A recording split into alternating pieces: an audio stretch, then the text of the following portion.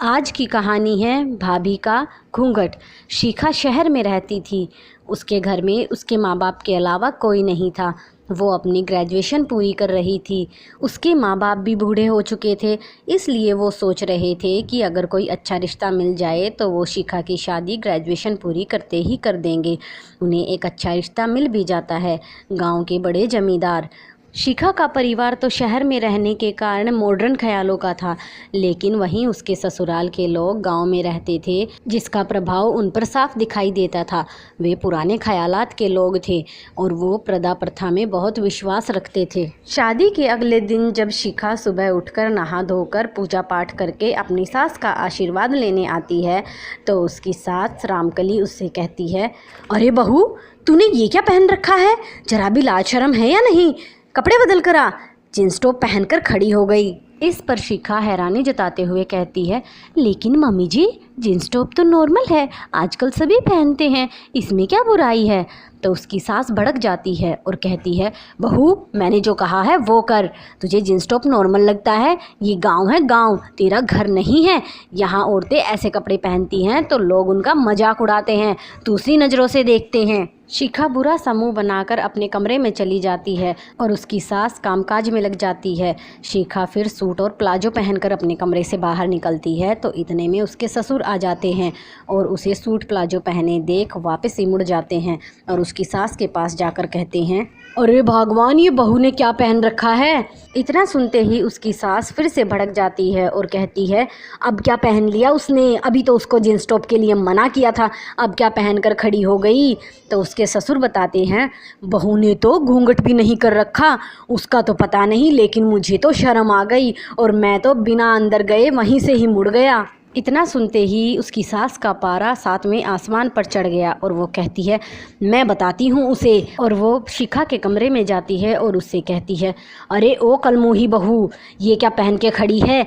इससे तो अच्छा मैं अपने बेटे की शादी किसी गांव की लड़की से करा देती, कम से कम हमारी इज्जत तो मिट्टी में मिलने से बच जाती। बेचारा सा मुँह बनाकर शिखा कहती है, अब क्या हुआ माँ जी, अब मैंने ऐसा क्या कर दिया?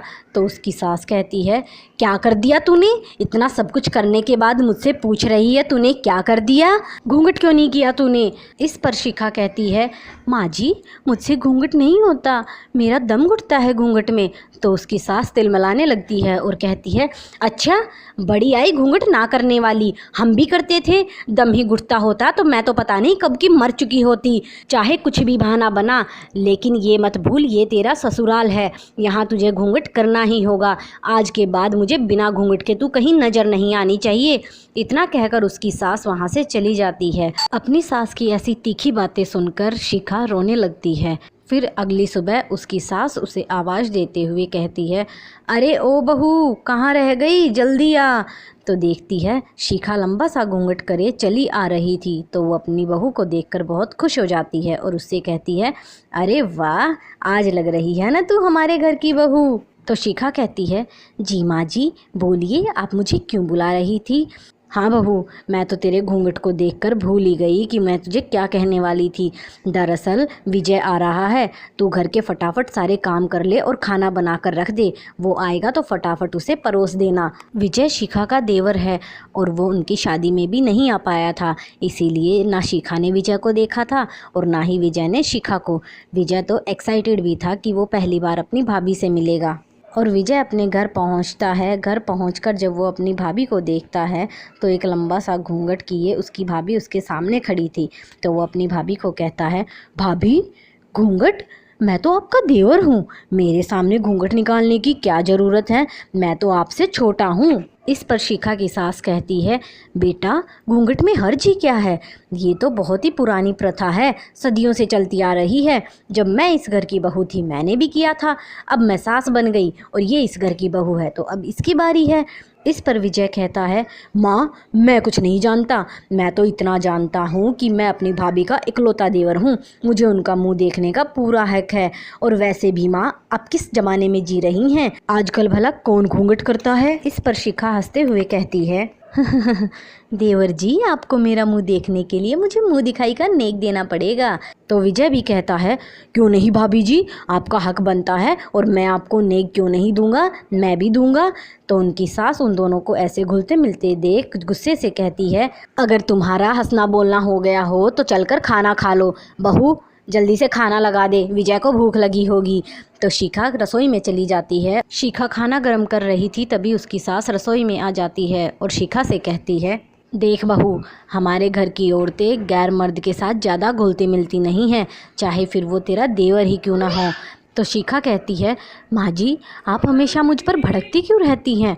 तो उसकी सास उसे फिर समझाते हुए कहती है, देख बहू, विजय के साथ ज़्यादा हंसी मजाक करने की ज़रूरत नहीं है और तुझे मुंह दिखाने की भी कोई ज़रूरत नहीं है। हमारे घर की औरतें कभी भी गैर मर्द को अपना चेहरा नहीं दिखाती, चाहे वो हमसे नेक में छोटा हो या बड़ा। ऐसे ही समय बीतता है और विजय की 15 दिन की छुट्टियां ख़त्म हो जाती हैं। फिर वो वापस शहर जाने वाला होता है। तो जाने से पहले अपनी भाभी शिखा से कहता है, भाभी, अब तो आप मुझे अपना मुंह दिखा दीजिए, अब तो मैं जा रहा हूँ, पता नहीं कितने दिनों बाद आऊँगा। मैं जब शहर से वापस आया था तो अपने सभी दोस्तों को ये बता कर आया था कि मेरे भाई की शादी हो चुकी है और मैं शादी में भी नहीं जा पाया था। अब मैं पहली बार अपनी भाभी से मिलूँगा। अब मैं वापस जाकर उनको क्या बताऊँगा कि मैं तो अपनी भाभी का चेहरा देख ही नहीं पाया। और भाभी, मैं तो आपके घूंघट को देख कर ही परेशान हो चुका हूँ। क्या आपका दम नहीं घुटता, इसमें घुटन महसूस नहीं होती।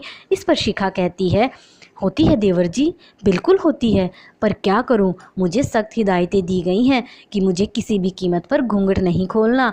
अब मैं क्या कर सकती हूं, मुझे इस घर के रीति रिवाज मानने ही होंगे।